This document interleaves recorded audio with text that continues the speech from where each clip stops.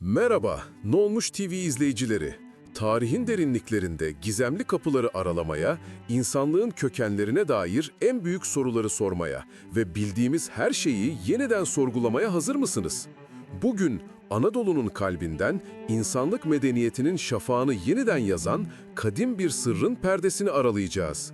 Türkiye'nin güneydoğusunda, Şanlıurfa'nın verimli topraklarında, kadim Mezopotamya'nın eteklerinde yükselen Karahantepe, son buluşuyla sadece arkeoloji dünyasını değil, insanlık tarihine dair tüm kabullerimizi, yerleşik hayata geçiş ve medeniyetin doğuşu hakkındaki eski paradigmalarımızı derinden sarsıyor.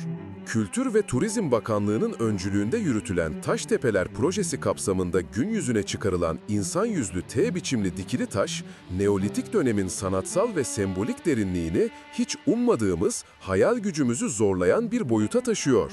Bu olağanüstü keşif, yaklaşık 12 bin yıl öncesine uzanan bir döneme ait adeta donmuş bir anı olarak karşımızda duruyor ve bizlere kim olduğumuza, inançlarımızın ve sanatımızın kökenlerine dair yepyeni, ufuk açıcı bir bakış açısı sunuyor. Bu heyecan verici ve derinlemesine yolculukta bana eşlik etmeye devam etmek, bu tür gizemleri daha yakından keşfetmek için lütfen kanalımıza abone olmayı, videomuzu beğenmeyi ve değerli yorumlarınızı bizlerle paylaşmayı unutmayın. Ben Sedat ve şimdi Karahantepe'nin gizemli dünyasına doğru zamanın ötesine bir yolculuğa çıkalım. İnsanlık tarihinin en kritik dönüm noktalarından biri olan Neolitik devrim, genellikle tarımın keşfi, yerleşik hayata geçiş ve ilk köylerin kuruluşuyla tanımlanan lineer bir ilerleme hikayesi olarak sunulmuştur. Bu geleneksel anlatı, avcı-toplayıcı toplulukları basit, göçebe ve teknolojik açıdan ilkel olarak resmetmiş, karmaşık sosyal yapıların ve anıtsal mimarinin ancak tarımın getirdiği artı ürün ve nüfus artışıyla mümkün olabileceğini varsaymıştır. Ancak son 30 yılda özellikle de Türkiye'nin Güneydoğu Anadolu bölgesinde gün yüzüne çıkarılan arkeolojik harikalar bu köklü paradigmaları derinden sarsmıştır. Göbekli Tepe'nin keşfi 1990'ların ortalarından itibaren insanlığın avcı-toplayıcı evresinde bile beklenen çok daha önce, yaklaşık 12 bin yıl önce anıtsal tapınaklar inşa edebildiğini, karmaşık inanç sistemlerine sahip olduğunu ve soyut düşünme yeteneğini şaşırtıcı bir seviyede geliştirdiğini göstererek tarih kitaplarını baştan yazdı. Bu, medeniyetin doğuşuna dair tüm kronolojileri ve nedensellik zincirlerini ters yüz etti. Zira tapınaklar önce geldi, köyler sonra. Şimdi ise Göbekli Tepe'nin kardeşi olarak nitelendirilen Karahantepe, Kültür ve Turizm Bakanlığı tarafından yürütülen Taştepeler projesinin en parlak yıldızlarından biri olarak bu devrimin sadece ekonomik bir değişimden ibaret olmadığını, aynı zamanda derin bir kültürel, ruhsal ve bilişsel dönüşümü de içerdiğini gözler önüne seriyor. Karahantepe, yaklaşık 12 bin yıl öncesine uzanan geçmişiyle insanlığın avcı-toplayıcı kimliğinden yerleşik hayata geçiş sürecinde nasıl bir zihinsel evrim geçirdiğini anlamak için eşsiz, adeta yaşayan bir laboratuvar sunuyor. Buradaki bulgular, Neolitik insanının sadece hayatta kalma mücadelesi vermediğini, aynı zamanda evreni, kendisini ve ötesini anlamaya çalışan karmaşık semboller, ritüeller ve mitlerle dolu zengin bir iç dünyaya sahip olduğunu kanıtlıyor. Özellikle T biçimli dikili taşlar bu dönemin en karakteristik ve esrarengiz özelliklerinden biri olarak kabul ediliyor. Bu dikili taşlar uzun yıllardır Neolitik dönemin insan biçimli tanrılarını, atalarını veya kozmik varlıklarını temsil ettiği düşünülen ancak yüz hatlarından yoksun, daha çok stilize edilmiş figürler olarak yorumlanıyordu. Onlar, insanlığın ilk anıtsal sanatının, kolektif inanç sistemlerinin ve belki de şamanik uygulamaların sessiz ancak son derece güçlü tanıklarıydı. Bu taşlar soyut formlarıyla bize Neolitik insanın evrenle kurduğu derin ve mistik bağı fısıldıyordu. Ancak yakın zamanda Karahantepe'de yapılan bir keşif bu sessizliğe bir yüz, bir ifade katıyor. T biçimli dikili taşların sembolik anlamını kökten değiştirecek, hatta belki de insanlık tarihini yeniden şekillendirecek, 10 binlerce yıl öncesinden bize bakan, insanlığın bilinç dışının derinliklerinden gelen bir buluntuyla karşı karşıyayız. Bu sadece bir taşın yüzü değil, aynı zamanda Neolitik zihnin derinliklerine inmemizi sağlayacak bir anahtardır.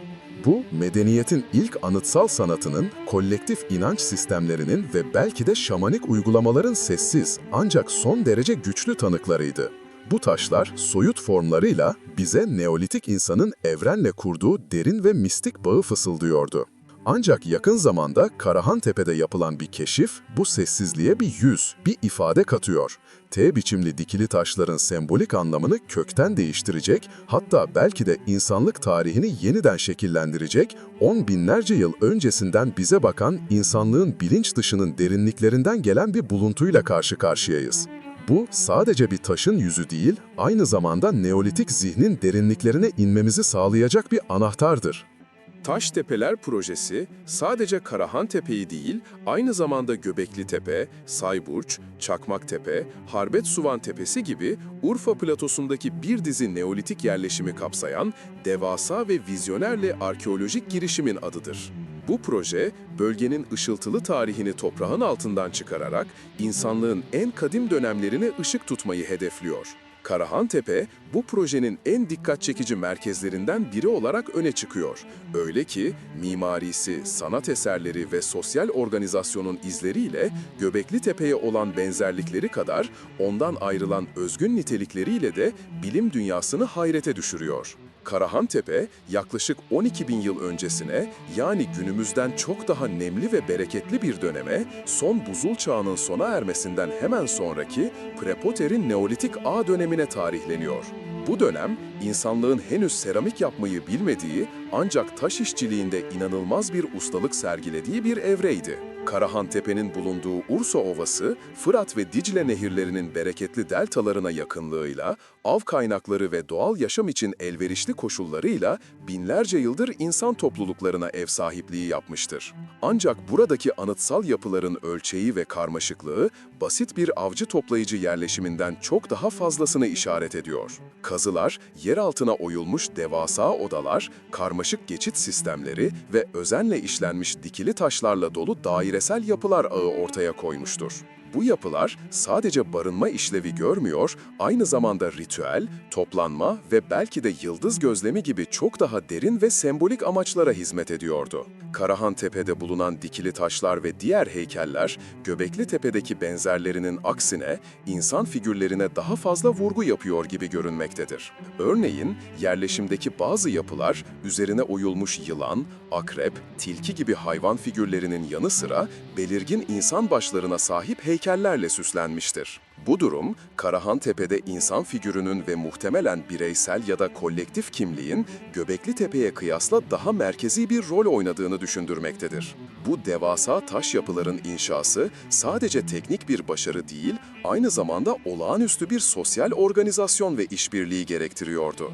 Büyük taş blokların ocaklardan çıkarılması, taşınması, şekillendirilmesi ve dikilmesi yüzlerce hatta binlerce insanın kolektif çabasını gerektiren bir süreçti.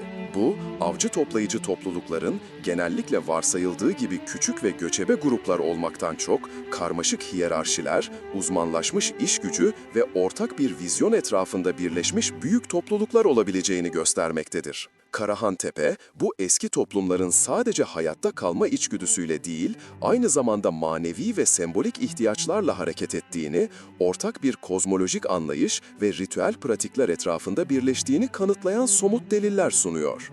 T biçimli dikili taşlar, Taştepeler kültürü olarak adlandırılan Neolitik dönemin en ikonik ve en gizemli sembollerinden biridir. Göbeklitepe'den Karahantepe'ye kadar uzanan bu eşsiz yapılar, genellikle büyük dairesel alanların merkezinde veya duvarlarında yer alır ve üzerlerinde sıklıkla soyut hayvan figürleri, geometrik desenler ve bazen de insan kol ve el kabartmaları bulunur. Uzun yıllar boyunca bu T biçimli dikili taşların antropomorfik bir karaktere sahip olduğu, yani insan biçimli varlıkları temsil ettiği düşünülüyordu. Ancak bu varlıkların kim olduğu, tanrılar mı, atalar mı, şamanlar mı, yoksa kozmik güçlerin temsilcileri mi sorusu, arkeologlar arasında süregelen, cevabı hala tam olarak bulunamamış derin bir tartışma konusu olmuştur. Bu taşlar, o dönemin inanç sistemlerinin, dünya görüşünün ve ritüel pratiklerinin somutlaşmış hali olarak kabul ediliyor. Onlar, gök ile yeri birleştiren sütunlar, bir geçit, bir eşik ya da ilahi varlıkların yeryüzündeki tezahürleri olarak yorumlanmıştır. Bu soyutlamalar, Neolitik insanın evrenle kurduğu mistik bağı ve sembolik düşüncenin karmaşıklığını gösteriyordu. Ancak Karahantepe'de yakın zamanda yapılan bir keşif, bu yorumlara yepyeni ve çarpıcı bir boyut kazandırıyor. Adeta yeni bir kapı aralıyor. Kültür ve Turizm Bakanlığı tarafından yürütülen Taştepeler projesi kapsamında Karahantepe'de gerçekleştirilen kazılarda tarihte bir ilk yaşandı. İnsan yüzü betimli T biçimli bir dikili taş gün yüzüne çıkarıldı. Bu buluntu, Neolitik dönemin sembolizmine dair bildiğimiz her şeyi yeniden gözden geçirmemizi, hatta kökten sorgulamamızı gerektiriyor. Daha önceki T biçimli dikili taşlarda insan tasvirleri genellikle kol ve el kabartmalarıyla sınırlıydı. Tam bir yüz betimi bu zamana kadar görülmemişti. Bu nedenle bu keşif bir dönüm noktası olarak değerlendirilmektedir.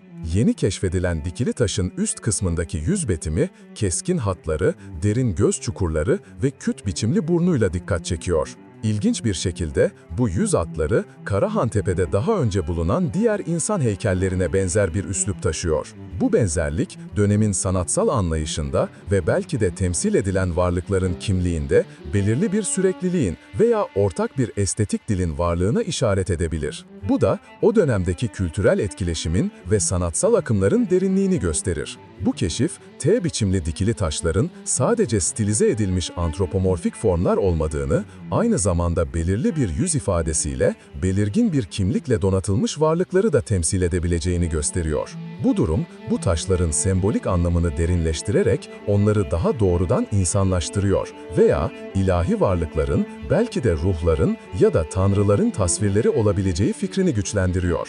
Bu, Neolitik çağ insanının soyut düşünme gücünün yanı sıra kendini ifade etme biçiminin ve sanatsal ustalığının da daha önce tahmin edilenden çok daha ileride olduğunun somut bir göstergesidir. Bir yüzün varlığı bize bakan bir bakış açısı sunar. Bir kimliği, bir bireyselliği veya en azından belirli bir arketipin somutlaşmış halini işaret eder. Bu dikili taş, 10 binlerce yıl öncesinden bize fısıldayan bir sır gibi, Neolitik inanç sistemlerinin ve kozmolojisinin karmaşıklığını anlamak için anahtar bir ipucu sunuyor. Bu yüz, belki de o dönemin kolektif hafızasında yer eden önemli bir atayı, bir şamanı, bir lideri veya insan formunda tezahür eden bir tanrıyı temsil ediyordu.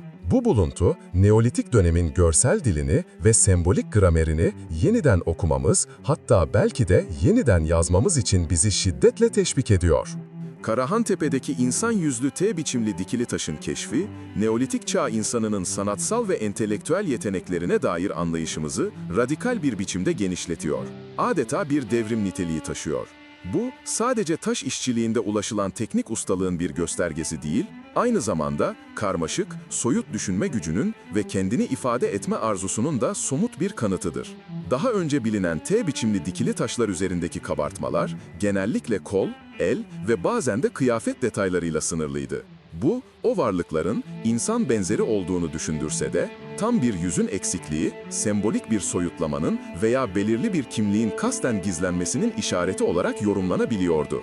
Ancak şimdi doğrudan bir insan yüzünün işlenmiş olması bu algıyı temelden değiştiriyor. Sembolik anlamı yeni bir boyuta taşıyor. Bu yüz sadece fiziksel bir betimleme olmanın ötesinde bir kimlik, bir ifade, belki de bir ruhsal varlık taşıyor. Keskin hatlar, derin göz çukurları ve küt biçimli burun, Karahantepe'de daha önce bulunan insan heykelleriyle güçlü bir stilistik benzerlik gösteriyor. Özellikle Urfalı adam gibi bilinen diğer Neolitik heykellerle olan üslup benzerliği, o dönemin sanatsal geleneğinin derinliğini ve belki de belirli bir sanat okulu veya usta-çırak ilişkileri gibi yapıların varlığını düşündürüyor. Bu tutarlılık, Karahantepe'nin kendine özgü bir sanatsal kimliğe sahip olduğunu ve bu kimliğin bölgedeki diğer yerleşimlerle, örneğin Göbeklitepe ile paylaşılan ortak bir kültürel matriks içinde şekillendiğini gösteriyor. Bu keşif, aynı zamanda Neolitik toplumların sosyal ve bilişsel yapılarına dair önemli, daha önce gözden kaçan ipuçları sunuyor. Bir yüzün tasviri, bireysellik kavramının veya kolektif bir kimliğin sembolik ifadesinin nedenli gelişmiş olabileceğini düşündürüyor. Bu yüz, belirli bir atayı, bir kült liderini, bir şamanı veya bir tanrıyı temsil ediyor olabilir. Her durumda bu sadece bir nesnenin değil, bir varlığın temsili ve bu varlıkla bir etkileşim kurma arzusunun belki de bir ibadet veya anma pratiğinin bir göstergesidir. Bu tür bir eser, toplumun ortak inançlarını, değerlerini, mitlerini ve kozmolojik anlayışını gelecek nesillere aktarma aracı olarak da işlev görmüş olabilir. Bu dönemdeki insanlar sadece hayatta kalma mücadelesi veren basit avcı toplayıcılar olmaktan çok uzaktı. Onlar, evreni anlamaya, kendilerini ifade etmeye, ruhsal ve sembolik anlamlar yaratmaya çalışan, karmaşık bir iç dünyaya sahip, derinlemesine düşünen varlıklardı. Bu dikili taş, onların bu derin arayışlarının ve yaratıcı dehalarının bir yansımasıdır. İnsanlığın kendi imgesini en ilkel ve en güçlü formda taşa kazıdığı bir anı temsil ediyor. Adeta tarihin şafağında bir ayna tutuyor. Bu buluntu, Neolitik çağ insanının sanat yoluyla iletişim kurma, anlam inşa etme ve ortak bir kimlik duygusu yaratma yeteneğini vurgulayarak insanlık tarihinin başlangıcına dair bildiğimiz her şeyi yeniden düşünmeye davet ediyor. Bu yüz adeta on binlerce yıl öncesinden bize bakıyor, insanlığın bilinç dışının derinliklerinden gelen bir mesajı fısıldıyor. Bizler her zaman sadece maddeyle değil, ruhla, sembollerle ve anlamla yoğrulmuş, varoluşsal sorular peşinde koşan varlıklar olduk. Karahantepe'deki son keşif, insanlık tarihine dair süregelen anlatıyı yeniden yazma potansiyeli taşıyan sarsıcı bir dönüm noktasıdır. İnsan yüzlü T biçimli dikili taş, Neolitik dönemin sanatsal ve sembolik derinliğini hiç tahmin etmediğimiz bir seviyeye taşıyarak, yaklaşık 12 bin yıl öncesine uzanan bir medeniyetin sadece anıtsal yapılar inşa etmekle kalmayıp, aynı zamanda karmaşık bir iç dünyaya, soyut düşünme gücüne ve kendini ifade etme arzusuna sahip olduğunu bir kez daha kanıtlıyor. Bu olağanüstü buluntu, Göbekli ile birlikte avcı toplayıcı toplulukların sanıldığı gibi basit ve ilkel olmadığını, aksine derin inanç sistemleri, sofistike ritüeller ve ileri düzeyde sosyal organizasyonlara sahip olabileceğini gösteren güçlü kanıtlara yenisine ekliyor. Karahantepe, Taştepeler projesinin bir parçası olarak insanlığın yerleşik hayata geçiş sürecinde yaşadığı kültürel ve ruhsal dönüşümün bir aynasıdır. Bu gizemli yüz bizlere on binlerce yıl öncesinden bir mesaj iletiyor. İnsanlık, varoluşunun başından itibaren sadece maddi ihtiyaçlarını gidermeye değil, aynı zamanda anlam yaratmaya, evreni yorumlamaya ve kendisini ifade etmeye çalışan bir tür olmuştur. Sanatın ve sembolizmin insanlığın bilinç dışı ve kolektif hafızasındaki yerini bu denli erken bir dönemde somutlaştırması, Homo sapiens'in zihinsel evriminin karmaşıklığını ve derinliğini gözler önüne seriyor. Ancak her büyük keşif gibi bu buluntu da yeni soruları beraberinde getiriyor, yanıtlanmayı bekleyen gizemleri çoğaltıyor. Bu yüz kimindir? Bir tanrının mı, bir atanın mı, yoksa kolektif bir ruhun mu temsili? Karahantepe'nin ve Taştepeler'deki diğer sitelerin tam olarak hangi amaçlarla inşa edildiği, aralarındaki ilişkinin niteliği hala tam bir muamma. Bu sorular, bilim dünyasını ve bizleri, insanlığın kadim geçmişini daha derinlemesine araştırmaya ve anlamaya teşvik ediyor.